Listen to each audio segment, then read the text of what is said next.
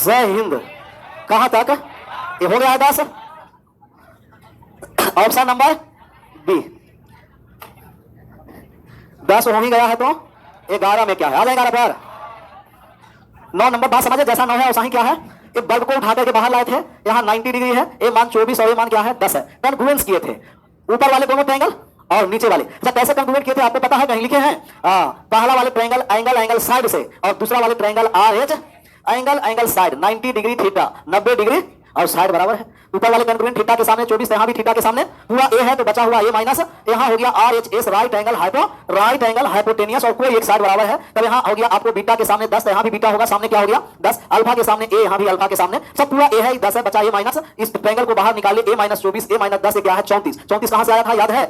24 plus 34 आया था। ये दोनों को P square plus B square बराबर ट्रिपलेट बनाए 8 15, इसको दुगना कर दिए 16 के स्क्वायर 30 के स्क्वायर बराबर 34 के स्क्वायर। 9 क्लियर है ना? 8 हो गया है नहीं?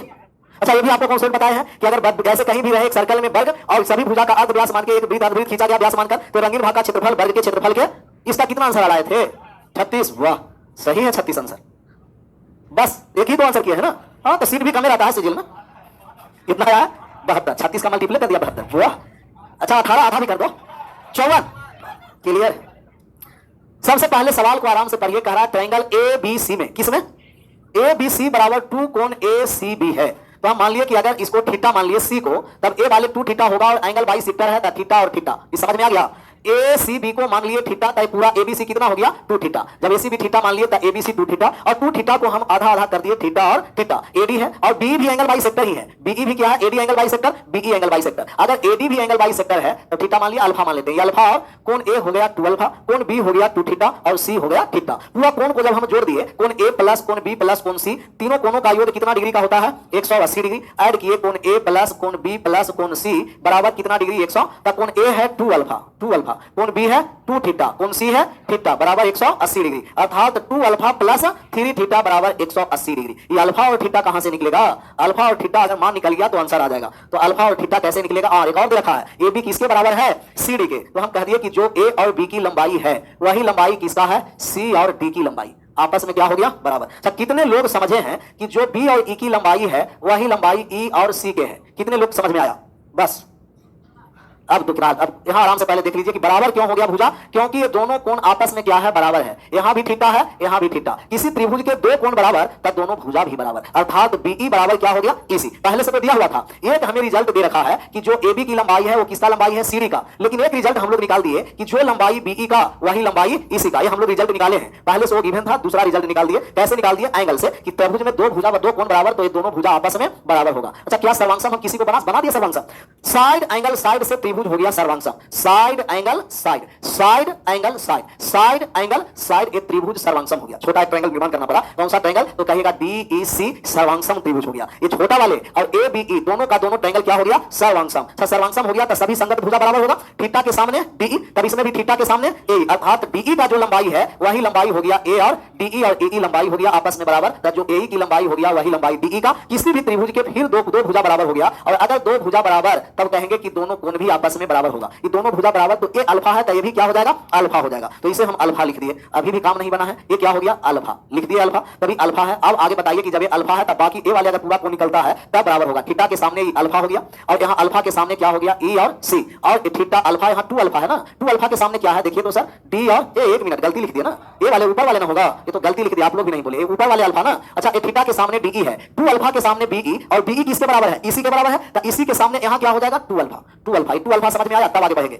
कॉरस्पॉन्डिंग साइड के साथ कॉरस्पॉन्डिंग एंगल इक्वल होता है। यहाँ कौन सा साइड इक्वल है? बीई और ईसी। बीई के सामने कौन सा एंगल है? 2 अल्फा। तब यहाँ डीई के सामने कौन सा एंगल होगा? 2 अल्फा। जब पूरा कितना हुआ? 3 अल्फा। अल्फा और अल्फा, 3 अल्फा बराबर 2 theta plus alpha. 2 theta plus alpha समझ में आया? किसी भी त्रिभुज के बाह्य कोण आंतरिक 2 कोण के योग के क्या होता है? बराबर। कोई भी त्रिभुज के बाह्य कोण आंतरिक 2 कोण के योग के बराबर। ये वाले जो कोण होगा 2 थीटा और अल्फा के क्या हुआ? बराबर। अब हमें कह दिए कि थीटा बराबर अल्फा हो गया सर। यहाँ अल्फा आकर के घट गया तो 2 अल्फा बराबर 2 थीटा, अर्थात थीटा बराबर क्या हो गया? जहां अल्फा है वहां थीटा लिख दीजिए या जहां थीटा है वहां अल्फा। 2 अल्फा के स्थान पर कितना लिखेंगे? 2 थीटा। 2 थीटा प्लस 3 थीटा बराबर 180 डिग्री, 5 थीटा बराबर 180, तो थीटा बराबर हो गया 30 और 36 ऑप्शन नंबर ए। अच्छा दिमाग लगाना पड़ा, क्या रूल इसमें लागू लगा। छापिए और 2 बार और समझना है। कितना? 3 बार बता देंगे इसमें क्या है। जो बनाए होंगे इतना दिमाग लगाना पड़ा होगा तब बना होगा। कौन बनाए थे? इधर से कोई आंसर किए थे 36? वाह, ऐसा ही और तुक्का में ना मारी थी? नहीं ना।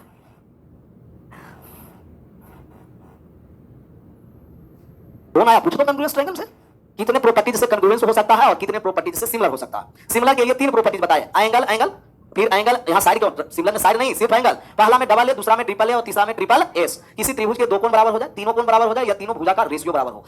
और सब अंश में 4 बताए हैं। आस, बस जोर से ही बोला। दूसरा नंबर आस और R H S. Side angle, side full form भी याद रखना।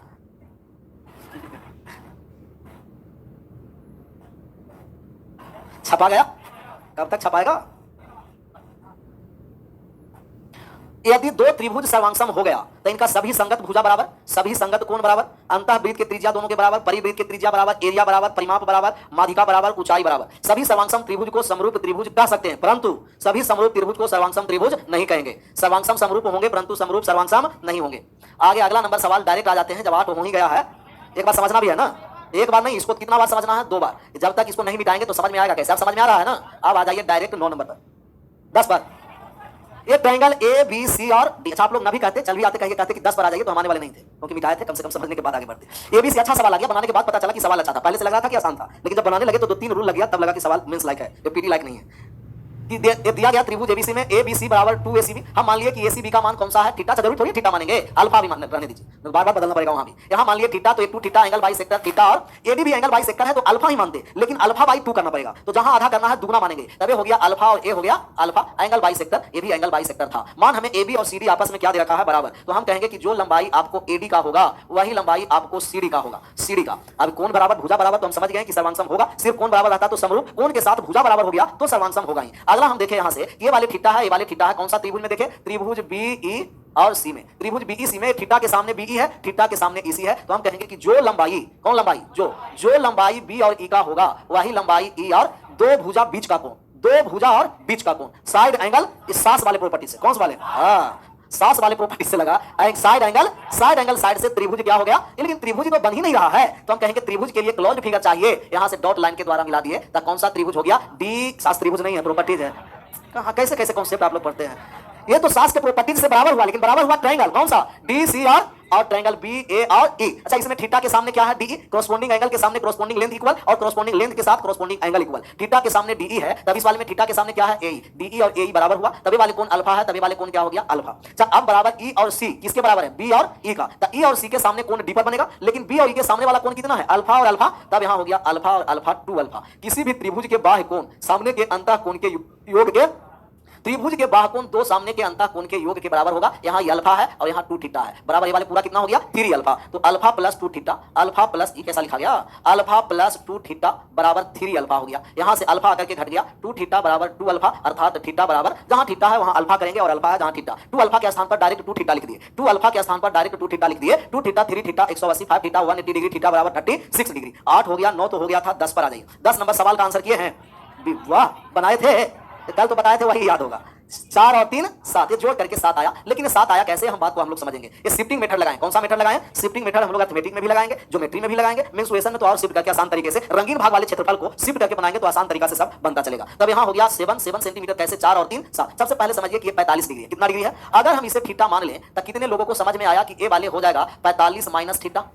हो जाएगा ना? आ गया समझ में? कैसे आ गया समझ में? क्योंकि टोटल 90 डिग्री है। 90 डिग्री कैसे है? क्योंकि वर्ग है। और आपको इससे पहले जब एंगल पढ़ा रहे थे तो चतुर्भुज के भी हल्का ज्ञान दिए थे, पूरा नहीं हल्का, क्योंकि पूरे चतुर्भुज के खानदान में 2 ही ऐसी आकृति है जिनका प्रत्येक कोण 90 डिग्री। कौन 180 बोल रहा है? प्रत्येक कोण 90 डिग्री का होता है। एक होता है वर्ग और एक होता है आयत। तब वर्ग का भी प्रत्येक कोण 90 डिग्री और आयत का भी प्रत्येक कोण 90 डिग्री। लेकिन हमें वर्ग कह चुका है, तब वर्ग का प्रत्येक कोण 90 डिग्री। वर्ग का सभी भुजा आपस में बराबर होता है, ये भी पता है। अगर ये है तो ये भी होगा ए, सब क्या हो जाएगा? ए सब हो जाएगा, ए भी ए हो जाएगा, और डी और सी भी क्या हो जाएगा? ए हो जाएगा। यहाँ ये थीटा है, ए वाले 90 डिग्री है। यहाँ कितना डिग्री है? 90 डिग्री है। 90 डिग्री थीटा, थीटा 90 डिग्री है। ए वाले पूरा को हम यहाँ शिफ्ट करने जा रहे हैं। कौन सा आकृति को? ए वाले आकृति, ए एन और बी। यहाँ 90 डिग्री दिखाई दे दिया और पूरा भुजा ए दिखाई दिया, थीटा दिखाई दिया है 90। तो ये वाले यहाँ हम लोग शिफ्ट जैसा ही किए, कौन सा कलर से शिफ्ट करते? रेड से ही कर देते, शिफ्ट कर दिए। तब यहाँ 90 डिग्री, 90 डिग्री किस पर है? बी पर है। और ए वाले पूरा भुजा क्या है? ए। अब यहाँ शिफ्ट कर दिए, तभी एन वाले जो यहाँ है, यहाँ एन आ गया, उसको एन डैश लिख दिए। कौन सा डैश लिख दिए? N dash. इस शिफ्ट वाले समझ में आया? ये पूरा आकृति को ऐसे घुमा करके यहाँ लेके चले आए। कैसे घुमाए? ऐसे। ये देखिए पूरा ये आकृति है, ये वाले को ऐसे घुमा दिए, सीधे ले जाकर के यहाँ चुका दिए। कैसे घुमाए? क्लॉकवाइज की एंटी क्लॉकवाइज। धन्यवाद प्रभु, सब समाप्त है। ये क्लॉक वाइज है, क्लॉक ऐसे ना, रीजनिंग सब गायब है, इसका मतलब आप लोगों का। और खास करके सीटिंग अरेंजमेंट यही क्लॉक एंटी क्लॉक, और सर्कल वाले टेबल वाला पर बैठा देगा और गायब हो जाएगा। एंटी क्लॉक वाइज लेकर के चले, कैसा एंटी, तो एंटी क्लॉक वाइज ले जाकर के शिफ्ट कर दिए, एन वहां भाग गया 90 डिग्री, बी आ गया डी पर, और ये वाले थीटा आ गया यहाँ कोपचे में, थीटा आ गया, कहां आ गया, बस मान हम लोग का निकल गया 4 और 3 7 आंसर। कैसे पूछेगा वहां की, कैसे आंसर पूछेगा ना, आंसर 7 हो गया। कैसे हुआ आप देखना, कैसे हुआ जवाब क्या करना है देखना है। सब मान हम लोग को किसका किसका दे रखा है ये बताइए। मान दिया है हमें डी और डीएम साहब आ गए, डी और एम दे रखा है कितना 3 सेंटीमीटर, 3 सेंटीमीटर डी और एम दे रखा है, और बी और एन कितना है, ए वाले ए बी और एन कितना है 4, यही बी एन कहां चला गया, यहां आ गया 4 सेंटीमीटर हो गया, तो 4 और 3 तब एम और एन भी कितना हो गया 7। अब एकदम लिखना भी नहीं है, बात को समझ जाइए। कॉन्ग्रुएंस हम करने जा रहे हैं, क्या करने जा रहे हैं, कॉन्ग्रुएंट करने जा रहे हैं। और कौन कौन सा ट्रायंगल का कॉन्ग्रुएंट करेंगे ये आपको देखना। सर ये वाले थीटा ए 45 माइनस थीटा, तो कितने लोग समझे कि ये वाले पूरा का पूरा कोण 45 डिग्री होगा, समझ में आया, पूरा का पूरा 45, क्योंकि थीटा 45 माइनस थीटा जोड़ देंगे तो थीटा और 45 क्या हो जाएगा, तो थीटा माइनस प्लस कट करके बचेगा कितना 45। तो ये वाले जो पूरा कोण बचा यहां से यहां तक वो कितना डिग्री का हो गया है, 45 डिग्री का हो गया, 45 डिग्री हो गया, 45 डिग्री 45 डिग्री का। ये वाले 45 डिग्री है, यहां भी 45 डिग्री आ गया। अब बात को समझना है, सबसे पहले आप दिमाग लगाइए कि इन दोनों ट्रायंगल को हमको कॉन्ग्रुएंट करना है, तो कैसे कॉन्ग्रुएंट हुआ, किस प्रॉपर्टी से हुआ, एंगल साइड एंगल से, कि साइड एंगल साइड से हो गया, कि आरएचएस से हो गया, वो चारों प्रॉपर्टीज में एक प्रॉपर्टीज का दिमाग लगाना है, बताना। लैडर फ्रैक्शन का क्वेश्चन अभी तक नहीं गया है जी, इसको थोड़ा सा देखिए तो लाइटली लेना है। आया एंगल साइड एंगल कैसे, हमें तो अभी तक पता नहीं चला कि एंगल साइड एंगल कैसे हो गया। अब बात को आराम से समझना है। यहाँ ये पूरा का पूरा कितना डिग्री है, 45 डिग्री, 45 डिग्री है, 45 हो गया। साइड यहाँ बराबर है कि नहीं देखिए तो दोनों में साइड आपस में क्या, यहाँ भी 45 डिग्री दिखाई दिया ना, 45 डिग्री। ये साइड कितना है कहिएगा, ए वाले साइड दोनों में क्या है सर जी, कॉमन है, दोनों में कॉमन। यही 90 डिग्री वाले साइड तो ए वाले हो गया ना, तो 90 डिग्री के सामने ए वाले साइड, ए वाले को मान लेते हैं x, तब ये भी क्या हो गया है x, क्योंकि यहाँ से जो शिफ्ट कर दिए हैं n डैश ए पर x हुआ, क्या हो गया है x। बताइए कि साइड एंगल साइड, यहाँ साइड एंगल सास का प्रॉपर्टी से ये दोनों का दोनों ट्रायंगल क्या हो गए, सर्वांगसम, और सर्वांगसम हो गया तो सभी कॉरस्पॉन्डिंग लेंथ क्या हो जाएगा, इक्वल हो जाएगा। और कॉरस्पॉन्डिंग लेंथ यहाँ 45 डिग्री के सामने कितना है 4 और 3, तब इसमें 45 डिग्री के सामने कितना होना है 7 सेंटीमीटर, ऑप्शन नंबर बी। एक बार छापिए, 2 बार और समझ, ताली नहीं बजाना, एक बार और समझाने के बाद ताली आप लोग को बजाने नहीं आता, स्कॉट ताली जैसा रहना चाहिए, 1 2 1 2 3 नहीं, ये ना हुआ। इसको पहले छाप लीजिए। पहले क्या होता था जब जाते होंगे स्कूल जो चौथा पांचवा में, तो परेड वगैरह होता है, हमें लगता है कि इसमें भी सैटरडे संडे को अगर परेड कर दे, आप लोग तो एक्सरसाइज करते नहीं है, तब कर दिया जाए सैटरडे संडे को परेड, सब आराम से आना है, एक्सरसाइज वगैरह आप लोग तो रूम पर एक्सरसाइज करते नहीं होंगे, करते हैं। स्टूडेंट का मतलब यह है कि आराम से सुबह उठे, 1 घंटा कम से कम शरीर पर ध्यान देना, शरीर का मतलब व्यायाम करना है, तब ना माइंड तेज होगा। तो व्यायाम क्या करता है, 9 बजे तक तो आराम से सोया करेगा, 1 घंटा व्यायाम करने से अच्छा 1 घंटा क्या करें, चाप करके सो जाओ, ठीक रहेगा, वो भी एक व्यायाम है, उछल कूद करते रहना। 10 हो गया तो कितना नंबर का बचा हुआ है, 11 नंबर बनाते हैं। हमें लगता है कि एक बार और समझने की आवश्यकता नहीं है, है। ये साइड एंगल साइड तो बहुत अच्छा प्रॉपर्टीज है, देख रहे हैं, तो बहुत सारा हम इसी से हम लोग क्या कर रहे हैं, एक्स मान लिए थे, कहां से मान लिए थे कि बी ए और इनका मान क्या है, एक्स समझने के लिए साइड एंगल साइड के प्रॉपर्टी से दोनों का दोनों ट्रायंगल सर्वांगसम हो गए, और सर्वांगसम ट्रायंगल के सभी संगत कोण बराबर, सभी संगत भुजा बराबर। 45 डिग्री के सामने टोटल है 7, तो यहां भी 45 डिग्री के सामने टोटल का टोटल कितना हो गया, 7 हो गया। कर लो, आ जाएगा सवाल ना मॉक टेस्ट या एग्जाम में, तो पसीना छूट जाएगा कि कहां से इसमें कौन सा प्रॉपर्टीज लगाएंगे, और आप लोगों को एक ही प्रॉपर्टीज याद है बस, और सब गायब है। और आशा को कहां छोड़ रहा है, जब तक आशा नहीं तब तक ये प्रॉपर्टीज कैसे, तब आशा को भी साथ साथ रखना है। अब समझ में आ गया, देखिए तो 4 + 3 कितना आंसर दे रखा है 45 डिग्री। सभी वर्ग का भुजा आपस में क्या होता है, बराबर। तो वर्ग का भुजा का मान लिए कि वर्ग का भुजा क्या है, ए है, सब ए और ए सभी भुजा आपस में बराबर है। डी और एम का मान कितना दे रखा है, 4 सेंटीमीटर की 3 सेंटीमीटर, डी और एम 3 सेंटीमीटर, जबकि एन और बी कितना सेंटीमीटर दिया है, एन और बी 4 सेंटीमीटर। एनसी का मान निकालने के लिए रहता था ए माइनस कितना लिख देते 4, लेकिन हम लोग का तो ए वाले जितना ट्रायंगल है दिखाई दे रहा है, ये ट्रायंगल जो हरा वाला दिखाई दे रहा है, इसको हम लोग शिफ्ट कर दिए और यहाँ शिफ्ट करने जा रहे हैं। ए वाले कोण कितना है, थीटा, थीटा दिखाई दे रहा है, नहीं दे रहा होगा, इसको मान लिए थीटा। ए वाले ट्रायंगल को उठाए और हल्का कितना डिग्री घुमा दिए हैं, 90 डिग्री पर आराम से घुमा करके क्लॉकवाइज शिफ्ट करने जा रहे हैं, तब यहाँ एक ट्रायंगल शिफ्ट हो गया और शिफ्ट होकर के यहाँ आपका मिल गया। ए वाले थीटा है, तभी भी कितना हो गया, थीटा। एन है, तभी कोई अगला पॉइंट आ गया एन। ए वाले 4 सेंटीमीटर, तब डी से एन तक कितना सेंटीमीटर हो गया है, 4 सेंटीमीटर। कौन सा कलर से लिख दे, ये ब्लू वाले से लिख देते हैं 4 सेंटीमीटर। हम मान लिए कि यहाँ मान इसको x मान लेते हैं, कितना मान लेते हैं, अगर ये वाले x सेंटीमीटर है सर, तब ए वाले भी कितना हो जाएगा x, और दोनों में एक साइड कॉमन है। वो कौन सा साइड कॉमन है कहिएगा, m और a दोनों में क्या है, दिखाई दिया कि नहीं दिखाई दिया, ये दोनों में m और n आपस में क्या है, कॉमन है, दोनों में कॉमन भुजा है। Triangle n dash m, a में भी mn है, और ट्रायंगल एम ए एन में भी क्या है, एम और ए वाले एक्स तो ए वाले एक्स। अब ये वाला पूरा हम एंगल निकाले गए, तब यहां से यहां तक जो पूरा एंगल हो गया, यहां है आपको थीटा और 45, ए वाले हल्का हम लोग समझे थे 45 माइनस, और इसको हम ऐड कर दिए तो कितना हो गया था 45। ए वाले पूरा कोण आ गया 45 डिग्री का, और ये छोटकिनवा सा जो कोण था वो 45 डिग्री माइनस क्या था, थीटा था। Sir 45 degree side angle side angle side के प्रॉपर्टी से ये दोनों का दोनों ट्रायंगल क्या हो गए, सर्वांगसम। और जब सर्वांगसम ट्रायंगल हो गए तो सभी संगत भुजा आपस में 45 डिग्री के सामने 4 और 3, तब ये भी 45 डिग्री के सामने 4 और 3 7 कंक्लुएंस से हम लोग कर दिए। अगला नंबर एक ऐसा सवाल आ गया, इसको आंसर किए हैं कि नहीं बताइए तो। ए और एफ का मान निकालना है, किसका मान हम लोग को निकालना है, ए और एफ का। ये भी कोनो नया तरीका नहीं, एंगल बाइसेक्टर है ना, तब ये हो गया थीटा और ये हो गया ये 90 डिग्री, ये भुजा बराबर था, इसको हम यहां शिफ्ट कर देते हैं। फिर यहां हम लोग शिफ्टिंग मेथड लगा दिए, ई है तब ये क्या हो गया, ई डैश हो गया, ए डैश हुआ है। सर आप बताइए कि ये वाले थीटा है तब इसका भी कोण क्या कर दिया हम लोग, थीटा कर दिए। ये पूरा 90 डिग्री है तब यहां भी कितना डिग्री हो गया, 90 डिग्री। 3 सेंटीमीटर है तब ये भी कितना सेंटीमीटर हो गया, 3। ये वाले 4 सेंटीमीटर पहले से दे रखा है। सर मान हम लोग का क्या निकालना है, ए और एफ की लंबाई, किसकी लंबाई, ए और एफ की लंबाई निकालना है। सर आप बताइए कि ये थीटा और थीटा है तब ए वाले हो गया 90 माइनस 2 थीटा, हो गया कि नहीं। और ये जो पूरा कोण जब हम लोग निकालेंगे, ए वाले पूरा कोण अगर निकालेंगे तब ये हो गया 90 डिग्री माइनस थीटा, समझ में आ गया। पूरा कोण हो गया 2 थीटा में से थीटा प्लस का गया माइनस का थीटा, 90 डिग्री माइनस का क्या हो गया है, थीटा। सर आप बताइए कि जब ए वाले 90 डिग्री माइनस थीटा है, ए वाले कोण थीटा 90 डिग्री है, तो क्या ए वाले भी कोण 90 डिग्री माइनस थीटा होगा कि नहीं, यस या नो में जवाब करना। कैसे, क्योंकि ए वाले थीटा ये 90 तब बचा 90 माइनस। अब ए वाले त्रिभुज में जब हम लोग आएंगे, कौन सा त्रिभुज में, ए वाले त्रिभुज, ए वाले पूरा त्रिभुज दिखाई दे रहा होगा। ये जो त्रिभुज है यहां से यहां तक ये त्रिभुज, ये दोनों त्रिभुज क्या हो गया, कहेगा कि दोनों त्रिभुज हो गया आइसोसेलेस ट्रायंगल। 90 माइनस थीटा और ये 90 माइनस थीटा, दोनों भुजा क्या हो गया, 90 माइनस थीटा, 90 माइनस थीटा, दो कोण बराबर तो दोनों भुजा बराबर। ये वाले पूरा भुजा यहां से यहां तक कितना है, 4 और 3, तो ये वाले भी कितना हो गया, 4 और 3 7 सेंटीमीटर आइसोसेलेस ट्रायंगल से। कुछ करना था, सिर्फ शिफ्ट कर देना था। शिफ्टिंग मेथड बेहतरीन है, एक बार छापिए, एक बार और समझना।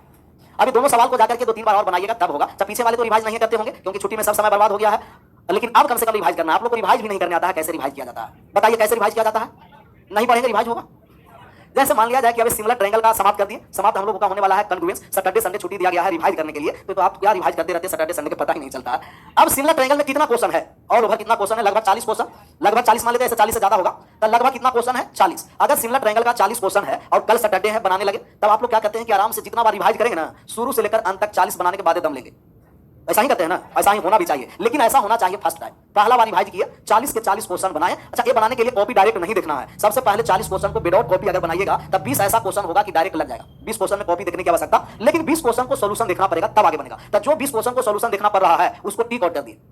और दूसरा बार जब हम रिवाइज करेंगे तो 20 क्वेश्चन बना हुआ का नहीं, ये जो 20 क्वेश्चन कॉपी देखे थे उसको बिना कॉपी देखे हुए एक बार बना गए। एक बार बनाए तो 20 में से फिर 12 बन गया, बचा कितना, फिर 8 को एक बार और टिक लगा दिए। अब फिर तीसरा बार जब रिवाइज करने के लिए बैठेंगे तब पूरा क्वेश्चन नहीं बनाएंगे, कौन सा, यही 8 क्वेश्चन बनाएंगे। फिर 8 क्वेश्चन में 6 क्वेश्चन बन गया, बचा कौन सा क्वेश्चन, 3 बार हो गया ना। बस ऐसा 3-3 बार प्रत्येक शिफ्ट का कर दीजिएगा, तब मैथ आपका अपना हो जाएगा। नहीं करिएगा, मैथ पीके सर का था, पीके सर का रह जाएगा।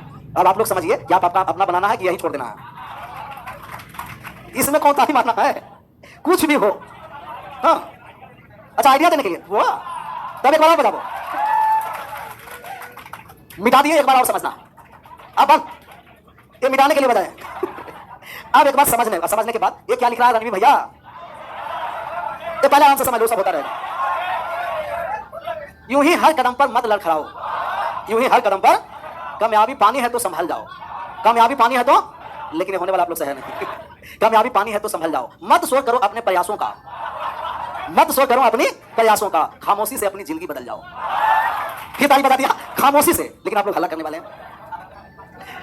ये 4 सेंटीमीटर, ए वाले कितना सेंटीमीटर है, 3 सेंटीमीटर। हम लोग शिफ्ट कर दिए, ए वाले थीटा, ए वाले थीटा। ऐसा क्यों किया, क्योंकि एंगल बाइसेक्टर था। शिफ्ट कर दिए इसको, तब यहाँ बी आ गया, यहाँ ई आ गया, ए को यही पॉइंट पर रहने दिए, ए डैश हो गया है। सर ए वाले मान कितना हुआ, ये छोटकिनवा सा 90 माइनस, यहाँ थीटा था तब पूरा हो गया 90 माइनस, ए वाले थीटा 90 डिग्री, तब ए वाले हो गया 90 माइनस। ये दोनों भुजा आपस में 4 और 3 7, तो 4 और 3 7। अगला नंबर सवाल, कौन पॉइंट ज्योमेट्री, मास पॉइंट ज्योमेट्री। अब बात को समझना, हेडिंग डाल देना है मास पॉइंट। ये सब फिजिक्स से हम लोग कॉन्सेप्ट बुलाए। पीछे 8 नंबर 5 बना हुआ रहेगा तब ना, फिर से बनाना पड़ेगा ना, 5 तो है बना हुआ। 5 में क्या हुआ ये बताइए आप, 45 डिग्री कैसे आ गया। सर ये कंक्लूजन हम लोग कर दिए थे, यहाँ 90 के सामने है आपका बी और एफ, तब यहाँ 90 के सामने है कौन सा, कहिएगा 90 के सामने ए और सी। 45 डिग्री करने के लिए बीडी और एडी आपस में क्या हो गया, बराबर। कौन सा प्रॉपर्टी से, साइड एंगल साइड या आरएचएस से। एडी और बीडी आपस में बराबर। अच्छा, एडी और बीडी आपस में बराबर कैसे किए हैं, तो कहिएगा कि थीटा के सामने क्या है, एडी, और इसमें थीटा के सामने, तो एडी और बीडी बराबर हो गया, दो भुजा बराबर 90 डिग्री, तब बाकी दो कोण बराबर 90 का आधा कितना कितना हो गया, 45 और 45। हेडिंग डालिए मास पॉइंट थ्योरम, इसी को हम बोलते हैं मास पॉइंट ज्योमेट्री भी बोलते हैं, एमपीजी। कौन पीजी, एमपीजी हो गया। एमपी ये क्यों हुआ? हम लोग तो एमपी जी लिखना है। एम का मतलब समझ में आया, पी का मतलब और जी का मतलब, एमपी और एमपी जी थ्योरम। थ्योरम ये तक होता है, एमपी जी कहां से आ गया? एमपी जी थ्योरम का मतलब मास पॉइंट ज्योमेट्री, तो मास पॉइंट ज्योमेट्री हो गया। मास भी और पॉइंट भी और ज्योमेट्री भी, मास पॉइंट ज्योमेट्री। या कहीं कहीं इसको देखिएगा तो एमपी और टी रहता है। एमपी टी का मतलब समझ में आया, मास पॉइंट थ्योरम, मास पॉइंट थ्योरम, मास पॉइंट थ्योरम। एमपीजी कहिए या एमपीटी कहिए, बात कही है सब। मास पॉइंट ज्योमेट्री क्या है? मास पॉइंट ज्योमेट्री के लिए आप लोगों का ये फिजिक्स में भी आप पढ़े होंगे कि लेंथ का उल्टा वेट होता है और वेट का उल्टा लेंथ होता है। वजन का उल्टा लंबाई और लंबाई का उल्टा वजन। लेंथ का उल्टा वेट और वेट का उल्टा लेंथ। एल है जो inversely proportional to W. L का मतलब लेंथ लंबाई, डब्ल्यू का मतलब वेट, वेट का मतलब वजन। लेंथ का उल्टा वेट और वेट का उल्टा लेंथ। जैसे आप देखे होंगे एक क्या तुला इस तरीके से पहले रहता था तराजू टाइप पर, और यहाँ एक लगा रहा आपका, और एक यहाँ इस तरीके से लटका रहा, और यहाँ इस तरीके से पलरे लगा दिया गया है। समझना है कि पलरे है तो है, और एक एपीपीटर पॉइंट है जो पकड़ने वाला है ना? अभी भी ऐसा करता है ना? अब तो हो गया डिजिटल ना, तब ये है पीपीटर पॉइंट। अच्छा ये क्या होता था? अभी भी हाथ में जाइएगा तो इस तराजू का उपयोग अभी भी होता है ना? अच्छा एक तराजू का उपयोग होता है, ऐसे पकड़िएगा, तब कभी कभी क्या होता है कि एक तरफ का ज्यादा झुकाव ले लेता है। एक तरफ का क्या लेता है? ज्यादा झुकाव लिया, तो उसको बराबर करने के लिए इधर कुछ और सामान रख दिए, तो उसको पसका या कुछ और बोला, पसका बोला जाता है ना, ये पसका हुआ। जैसे आपका अगर किसी को देना है या दुकान वाले गए आपसे लेने, तब इधर पसका तो लगाया ही, लेकिन पासा नहीं। हाँ, और आप पासा 10 अलग होता है। तब अगर इसको 10 बार तोलना है ना, तो आपको क्या करेगा कि 5 बार ये साइड से तोल करके दे देगा, फिर उल्टा कर दिया, 5 बार ये साइड से, जितना मारे उतना उधर गया, बराबर बराबर। तब चुंबक कैसे लगेगा तो आप रोल ढोल सब समझता है। कोई चुंबक नहीं लगाना, इसको कुछ रखेंगे, बात रखेंगे 100 ग्राम 50 ग्राम। अच्छा छोड़िए, तो बात की बात है, डंडी मारेंगे हम लोग प्रॉफिट लॉस में, या कोई डंडी नहीं मारना, ये हम लोग को डायरेक्ट तोलना है। तो पीपीटर पॉइंट हम किस बिंदु पर लगाएं? किस बिंदु पर? तो किस बिंदु पर लगाएं कि आराम से जो ये दोनों पल्ला है ये वजन बराबर बराबर दे, तो हम कहेंगे सेंटर पर। सेंटर का मतलब समझ में आया, मिड पॉइंट पर। जैसे अगर यहां भी 16 केजी वजन हम ले लिए, तो इस पर भी कितना केजी वजन ले गए? 16 केजी वजन ले लिए। तो 16 केजी वजन, 16 केजी वजन अर्थात पीपीटर पॉइंट जो पकड़ने वाले हैं। अच्छा जो व्यक्ति तोल रहा होगा वो कितने केजी टोटल वजन उठाया होगा बताइए? 16 केजी की 32 केजी, 32 केजी ना, 16 केजी ये साइड, 16 केजी ये साइड। तो ये जो टोटल योग होता है वो पीपीटर पॉइंट पर यहां चला आया 32 केजी। तो दोनों के योग हम लोग लिखेंगे, जहां से वजन उठाया जा रहा है, जहां से नापा जा रहा है, टोटल का योग। अभी हम लोग लिखेंगे कि लेंथ का उल्टा वेट और वेट का उल्टा क्या होना है? लेंथ होना है। तब इस वाले वेट को ए साइड लेके चले जाइए, कितना हो गया? 16 केजी। और इस वाले वेट को यहां लेके चले आए, कितना हो गया? और 16 16 का रेशियो लगाएंगे, एक अनुपात, मतलब जस्ट मिड पॉइंट पर हम पीपीटर पॉइंट लगाएंगे। तब जो ये साइड वजन रहेगा वो ये साइड, दोनों आपस में क्या हो जाएगा? लेकिन डंडी मारने वाले सेंटर पर नहीं लगाते हैं, कहीं अलग लगाएंगे। और इस तरीके से लगाएंगे ना, डंडी भी मार लेगा, पता भी नहीं चलेगा। जैसे हमें इसको लगाना है, हम लोग को ये है आपका तुला है, तराजू यहाँ दिया गया है, और इस पर हम लोग डंडी मारने जा रहे हैं। तब हम लोग को एक पर वजन ज्यादा और एक पर वजन क्या लिखेंगे? कम। यहाँ वजन लिख दिए 12 केजी, कितना केजी? और यहाँ वजन लिख दिए 8 केजी, कितना केजी? 8 केजी। आप बताइए कि पीपीटर पॉइंट किस रेशियो में हम लगाएंगे कि दोनों का दोनों आपका रेशियो क्या हो? बराबर। तो आप कहिएगा कि जिधर वजन ज्यादा उधर दूरी कम, और जिधर वजन कम उधर दूरी ज्यादा, क्योंकि लेंथ का उल्टा वेट और वेट का उल्टा वजन ज्यादा डिस्टेंस कम, वजन कम डिस्टेंस ज्यादा होगा। अब यहाँ हम लोग लगाने जा रहे हैं रेशियो, कहीं यहाँ लगा दिए पीपीटर पॉइंट है, और पीपीटर पॉइंट का जब हम लोग को रेशियो निकालने के लिए रहेगा, तो टोटल वजन कितना उठा दिया है? 20। उठाने वाले व्यक्ति 20 केजी का वजन उठा रहा है, ये 8 आ गया ये साइड और 12 आ गया ये साइड। रेशियो हो गया 2:3 मीटर की दूरी पर कम वाले वजन के साथ, और 2 मीटर की दूरी पर। और आपको देखा देगा कि देखिए एकदम दोनों बराबर है कि नहीं? एकदम पूरा बराबर है। लेकिन मार लिया डंडी, कितना केजी का मार लिया? 4 केजी का डंडी मारा है। अच्छा बहुत सारे तो यहाँ सेंटर पर लगाते हैं, तोलते समय क्या करते हैं कि ऐसे आराम से क्या करेंगे, देखिए आराम से आप दीजिए, अभी पूरा बराबर नहीं हुआ है, इस तरीके से दावता ये सब दाएगा तो क्या हो जाएगा? वजन और ज्यादा देना पड़ेगा। वो सब डंडी मारने का बहुत सारा तरीका है, क्वेश्चन बताएंगे।